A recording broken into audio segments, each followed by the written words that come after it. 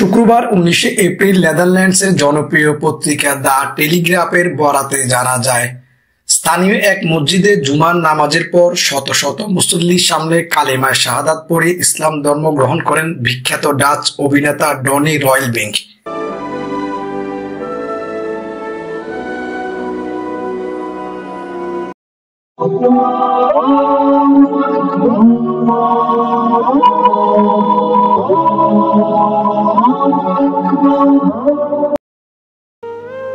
বিখ্যাত ডাচ অভিনেতা ডনি রয়েলবিঙ্ক কালেমা পাঠ করে ইসলাম ধর্ম গ্রহণ করেছেন।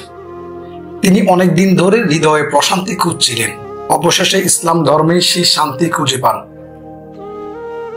শুক্রবার 19 এপ্রিল নেদারল্যান্ডসের জনপ্রিয় পত্রিকা দ্য টেলিগ্রাফের বরাতে জানা যায়, স্থানীয় এক মসজিদে জুমার নামাজের পর শত শত মুসল্লির সামনে কালেমায় শাহাদাত পড়ে ইসলাম ধর্ম গ্রহণ করেন বিখ্যাত ডাচ অভিনেতা ডনি রয়েলবিঙ্ক।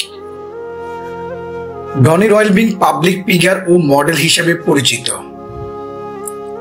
তার ইনস্টাগ্রামে এক ভাইরাল ভিডিওতে দেখা যায় তিনি একটি মসজিদের ভিতরে কালেমায় শাহাদাত পড়ছেন।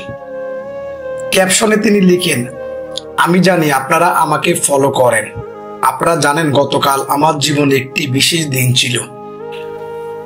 ডনি রয়েলবিঙ্ক 26 বছর বয়সী রিয়েলিটি তারকা।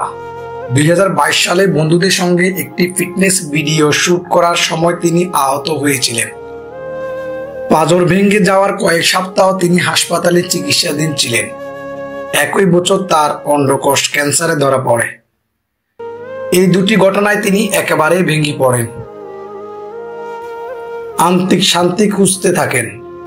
শেষ পর্যন্ত ইসলাম ধর্মে শান্তি খুঁজে পান তিনি। এই ধর্ম তার ভালো লাগে।